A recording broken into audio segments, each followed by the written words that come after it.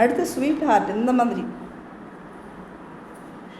இது மாதிரி டிசைன் வருது அப்படின்னா இதையும் இப்படி தான் நீங்கள் பிரிச்சுக்கணும். இந்த 8 இன்ச்சை 4 இன்ச்சாகவும் இந்த 2 இன்ச்சாகவும் அடுத்து ஒரு 2 இன்ச்சு இதுக்கும் 2 இன்ச்சாகவும் நீங்கள் பிரிச்சுக்கணும்.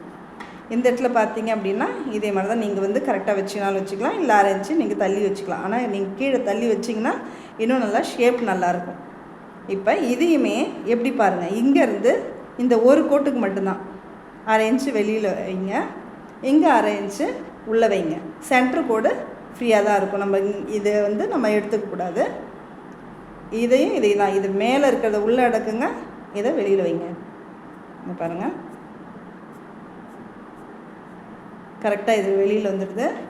அடுத்து பார்த்திங்க அப்படின்னா இந்த கோட்டோட சென்டரை போய் தொடணும். நம்ம தொட்டுட்டு இது அப்படியே அந்த பாயிண்ட்டை பிடிச்சிட்டு பாருங்கள், இப்படி போகும்.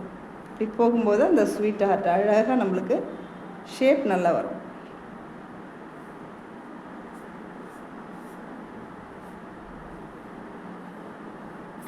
இது மாதிரி நீங்கள் பேப்பரில் ஃபஸ்ட்டு வெட்டி பார்த்துட்டு அப்புறம் ப்ளவுஸில் வச்சு நீங்கள் வெட்டலாம்.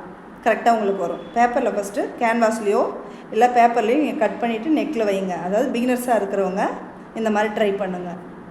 இந்த கணக்கு நீங்கள் இந்த மாதிரி டிசைன் வைக்கும்போது 4 பிரிவாக பிரிச்சுக்கோங்க.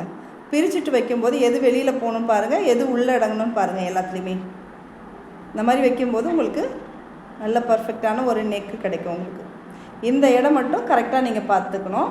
அதாவது டீப் நெக் போக போக ஷோல்டர் உங்களுக்கு குறையும்.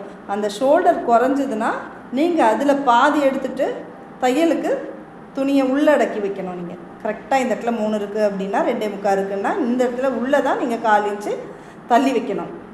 இப்படி எடுக்கும்போது தான் ஷேப் கரெக்டாக இருக்கும்.